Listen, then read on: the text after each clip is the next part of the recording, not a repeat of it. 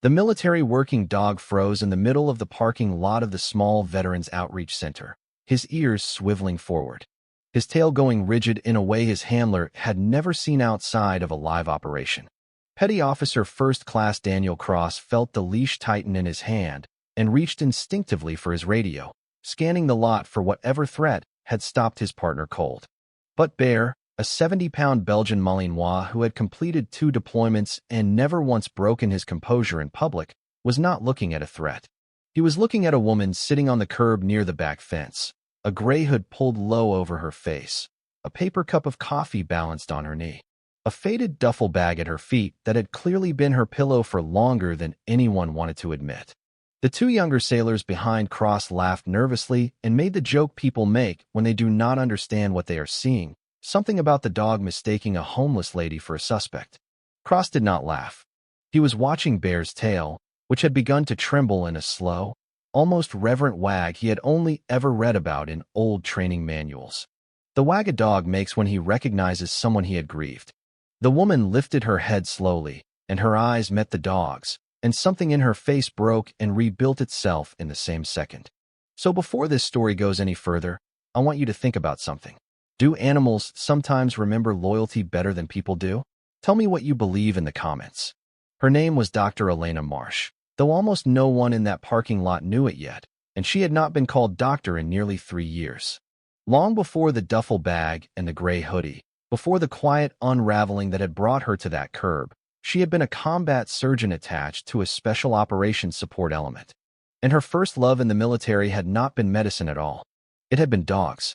She had grown up on a small farm in eastern Kentucky, the kind of place where every family had at least one working dog and where children learned, before they could read, that animals understood tone before they understood words.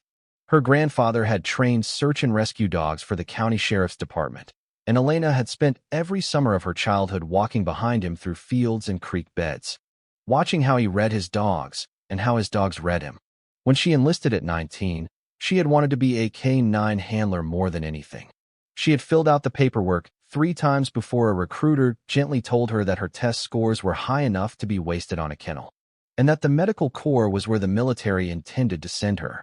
She negotiated, pushed, asked for both, and eventually accepted a path that would route her toward becoming a physician's assistant first, a medical officer later, and finally a surgeon attached to teams that operated alongside K-9 units in the field. What she did not lose, in all of that, was her quiet conviction that working dogs were the most underestimated soldiers in any formation. She believed that a well-trained K-9 could detect what a battalion of humans could not, that a handler's bond with a dog was a piece of operational equipment more valuable than night vision, and that the people who dismissed K-9 work as somehow softer than infantry had simply never watched a dog locate an explosive device that would otherwise have killed 8 men. Through her years of medical training, she made a habit of volunteering at every kennel she could reach. She helped with veterinary rotations she was not required to take. She sat with dogs after surgeries and learned how to read their pain in the way they held their tails. She earned a quiet reputation among the K-9 community as the doctor who would come at 3 in the morning if a working dog was hurt, who would refuse to leave the kennel until the animal was stable, and who would speak to dogs with the same respectful steadiness she used with human patients. She was drawn, in other words, to a role most people underestimated, because she had understood since childhood that the creatures who could not speak for themselves were often the ones doing the most important listening, and that being trusted by such a creature was a form of credential no diploma could grant. Her formal introduction to military working dog operations came during a joint training rotation at a base in the southern United States, where surgeons assigned to special operations support were required to spend several weeks embedded with K-9 units to understand the working environment of the dogs they might one day treat in the field. Elena arrived at the kennels before sunrise on her first morning, before even the handlers, and she stood quietly outside the runs and let the dogs see her. She did not approach. She did not speak in the high, performative voice that civilians used around dogs. She simply stood, breathed evenly, and let the animals study her at their own pace. The lead trainer, a master-at-arms named Chief Vance, watched her from the office window for several minutes before walking out to meet her. He had seen many medical officers cycle through his kennels, and most of them treated the dogs as patients in advance, problems to be solved. Elena, he noticed, treated them as colleagues, which was rarer and more useful. Over the following weeks, she absorbed the architecture of K9 work the way she had once absorbed anatomy.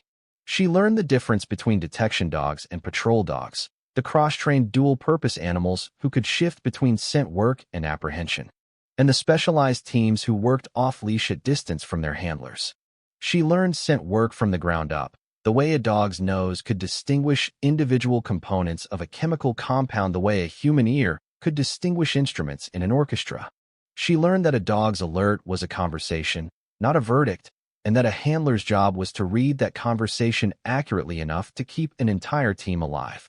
She practiced the mechanics of trust building with a young Malinois named Bear, who at the time was still in late-stage training and had not yet been assigned to an operational handler. Bear was sharp, intense, and slightly skeptical of strangers, and Elena spent her first 3 sessions with him doing nothing but sitting in his run reading a book aloud, letting her voice become a familiar shape in his world before she ever asked anything of him. By the second week, Bear was lying with his chin across her boot while she read. By the third week, he was working basic obedience drills with her with the same focus he gave Chief Vance.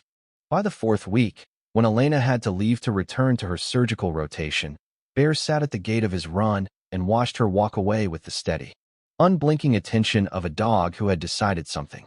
The lessons Elena carried out of that rotation were not technical. They were ethical. She understood, by the end of those weeks, that working with a K9 partner was a covenant, not a transaction. The dog gave you everything he had, every day, without question, and in exchange you owed him your patience, your honesty, and the discipline to never ask of him what he was not ready to give. She wrote in her journal that night a single sentence she would underline years later in a very different room. The dog is not your tool. The dog is your teammate.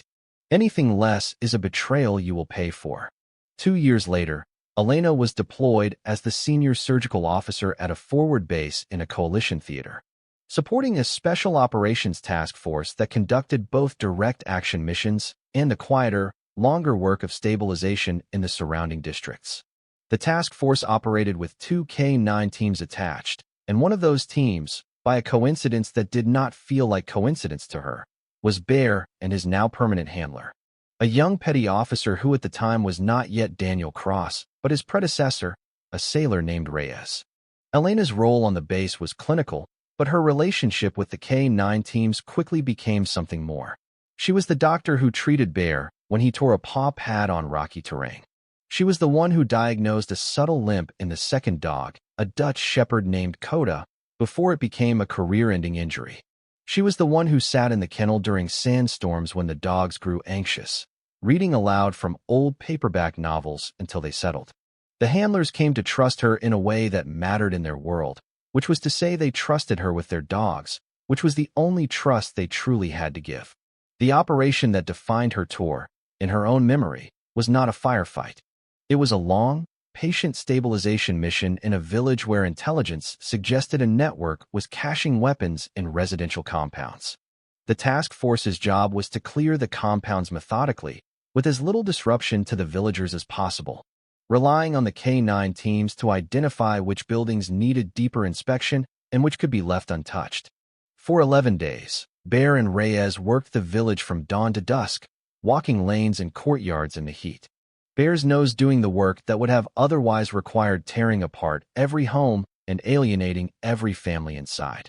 Elena traveled with the medical element a few minutes behind, ready to respond to any injury, watching the K9 teams work through her binoculars whenever the convoy halted. She watched Bear move with the quiet, businesslike focus of a dog who understood his job perfectly, and she felt the particular pride of someone who had been there at the beginning of an animal's career and was now watching that career save lives. On the 9th day, Bear alerted on a small storage shed behind a school. The compound was cleared without incident. Inside the shed was a cache of materials that, if undiscovered, would likely have been used against a coalition patrol within the week. No shots were fired. No civilians were harmed. No headlines were written. The village continued its life as if nothing had happened, which was, Elena understood, exactly what success was supposed to look like in their kind of work. She wrote a letter that night, not to anyone in particular, simply a record for herself, in which she said that the most important soldier on the operation had walked on 4 legs and could not read the report that would later be filed about his work. She underlined that thought. She believed it then. She would believe it more, painfully, in the years to come. The night that broke her came near the end of that deployment. A joint patrol had been ambushed in a narrow valley several kilometers from the base, and casualties were inbound by helicopter, and Bear and Reyes had been with the patrol when it happened. The radio reports were fragmented in the way they always are in the first minutes of a mass casualty event. But Elena heard enough to know that Reyes was critical and that Bear had been injured shielding him. The helicopter landed in a wash of dust and noise, and the medical team moved with the practiced choreography of people who had done this too many times. Reyes came off the bird first, and Elena went to work on him with the focused detachment that surgery demanded, her hands steady, her voice calm. Her mind narrowed to the specific problem of keeping a young man alive long enough to reach a higher level of care. She did not see Bear come off the helicopter. She did not know, in those minutes, how badly he had been hurt. She only knew, in the part of her mind that stayed aware of the room beyond her patient, that a corpsman had said the dog was breathing but in shock, and that someone needed to make a decision about him soon. Reyes stabilized. He was loaded onto the next aircraft for evacuation to a higher echelon facility. Elena stripped off her gloves, washed her hands twice in cold water because her hands were shaking and she did not want anyone to see, and walked across the compound to the small veterinary station where Bear had been laid on a steel table under a single bright lamp. He had taken shrapnel along his flank and one of his hind legs. He was conscious, panting hard, his eyes tracking her as she approached. The veterinary technician on duty was young and overwhelmed and grateful when Elena took over, and for the next 4 hours she worked on Bear with the same care she had given Reyes. Removing fragments, cleaning wounds, suturing tissue, talking to him in a low, steady voice the entire time. The way she had once read aloud to him in his run when he was still a young dog learning to trust her. Halfway through the procedure, she had to make a decision that would haunt her for years. There was a piece of shrapnel near a major vessel in his hind leg, and removing it carried a real risk of killing him on the table. Leaving it carried a different risk, the slow risk of infection or migration. She weighed the options the way she had been trained to weigh them, with cold honesty about probabilities, and she chose to remove it. Her hands were exact. The vessel held. Bear lived.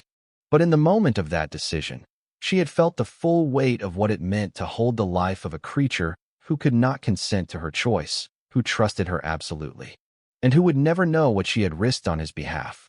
When the surgery was over and Bear was sleeping under heavy sedation, she sat on the floor of the veterinary station with her back against the cold metal cabinet, and she cried for the first time in 3 years, quietly, with both hands pressed over her mouth so that no one outside would hear. She came home from that deployment changed in ways she could not name and would not, for a long time, allow herself to examine. Reyes survived, but was medically retired, and Bear was reassigned, after a long recovery, to a new handler named Daniel Cross, who would never fully understand why the dog sometimes paused at the sound of a woman's voice on the radio and tilted his head as if listening for something else. Elena returned to a stateside posting, then to another deployment, then to a slow accumulation of losses she absorbed without speaking, the way surgeons of her generation had been quietly trained to do. There was a marriage that did not survive her absences. There was a younger surgeon she had mentored who did not survive a different valley. There was an accumulation of nights she did not sleep, and a creeping disconnection from the parts of herself she had once relied on. When she separated from service, she did not go home to Kentucky because the farm had been sold and her grandfather was gone. She drifted. She took a civilian hospital job and lost it, took another and lost that one too, not because her hands had failed her, but because the rest of her had begun to. By the time the gray hoodie and the duffel bag entered the picture, she was no longer Dr. Marsh in any way the world recognized. She was simply a quiet woman with kind eyes who slept where she could and did not ask anyone for help, because asking had never been in her vocabulary. The Veterans Outreach Center had been recommended to her by a stranger at a bus station, and she had gone that morning with no particular plan. only the sense that she should at least see what was offered. She had been sitting on the curb, working up the will to walk through the door, when she heard the click of canine claws on pavement and looked up to see a Belgian Malinois staring at her as if the world had stopped. Bear knew her instantly. He did not bark. He did not lunge. He simply walked to the end of his leash and stood in front of her with his tail in that slow, trembling wag. And then he lay down at her feet the way he had lain at her feet when she had read aloud to him a decade earlier, in a kennel half a world away. Cross stared. The two younger sailors stopped laughing. Elena reached out a hand, slowly, the way she had been taught to reach for a working dog. And Bear pressed his head into her palm with the quiet finality of a soldier reporting back to an officer he had been looking for. Cross found his voice first. "Ma'am, I have never seen him do that. Not once." "Who are you?" Elena looked up at him, and for the first time in 3 years, she answered with her real name, and her real rank, and her real role. "Commander Elena Marsh, United States Navy, retired. I was the surgeon who put your dog back together after the valley. He remembers me." Cross sat down on the curb across from her, slowly, because his legs would not quite hold him. The two younger sailors took off their covers, because they did not know what else to do. What happened in the days after that morning was not dramatic in the way films would have made it. There were no parades, no immediate restorations, no neat closures. There was, instead, the slow, patient work of people deciding to take care of one of their own. Cross brought her into the outreach center and sat with her while she filled out intake paperwork. He called his command. He called the K9 Community Network, which is smaller and more loyal than most people realize. And within 24 hours, there were 3 retired handlers and 1 veterinary officer on the phone asking how they could help. Bear, against every regulation about working dogs in public spaces, was permitted to stay in the room while Elena spoke to a counselor for the first time, his head resting on her knee, his eyes closing only when hers did. Reyes, who was now a civilian living 2 states away, drove through the night when he heard. He walked into the outreach center the next afternoon, saw Elena sitting on a couch with Bear at her feet, and he knelt down in front of her and took both her hands and said the only thing that needed saying. "You saved my life. You saved his life. It is our turn now." She did not argue. She had spent too many years arguing with her own need for help, and she was, finally, too tired to keep doing it. The community that gathered around her in the months that followed was made up almost entirely of people who had been touched, in one way or another, by a working dog she had once helped to keep alive. There was a retired chief who offered her a spare room in a quiet house outside a small town. There was a veterinary practice that offered her a consulting role, work she could do at her own pace, work that put her hands back on animals who needed her. There was a therapist, herself a veteran, who understood the particular grief of a surgeon who had carried too many lives in too few hands. Healing did not arrive in a single moment. It arrived in small, steady increments. It arrived in the morning routine of feeding Bear, who came to live with her after his retirement from service, his face graying around the muzzle, his gait slower than it had once been. It arrived in the slow return of her name to her own mouth, the willingness to introduce herself again as doctor, then as commander, then as Elena.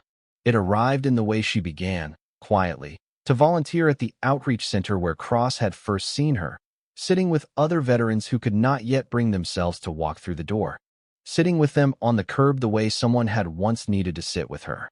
The lesson she carried, and the lesson she taught without ever stating it, was that loyalty in its truest form was not loud. It did not announce itself. It survived time, distance, injury, silence, and the worst things people did to themselves when they thought no one was watching. A dog had remembered her when she had forgotten herself, and that single act of remembrance had been enough to begin a return. Years later, when Bear finally died, he died in Elena's arms in the small house outside the small town. On a rug she had laid in front of the fireplace specifically because she had wanted his last days to be warm. She buried him in the yard under a young oak tree, and Reyes drove out for the funeral, and Cross drove out, and Chief Vance drove out. And the 4 of them stood around the small grave in silence because there was nothing any of them needed to say. The dog had said it all, years earlier, in a parking lot, when he had walked to the end of his leash and lain down at the feet of a woman the world had stopped seeing. Elena lived a long time after that. She returned, slowly, to a version of medical practice, working with veterans and with working dogs at a small clinic that became, in time, something of a sanctuary for both.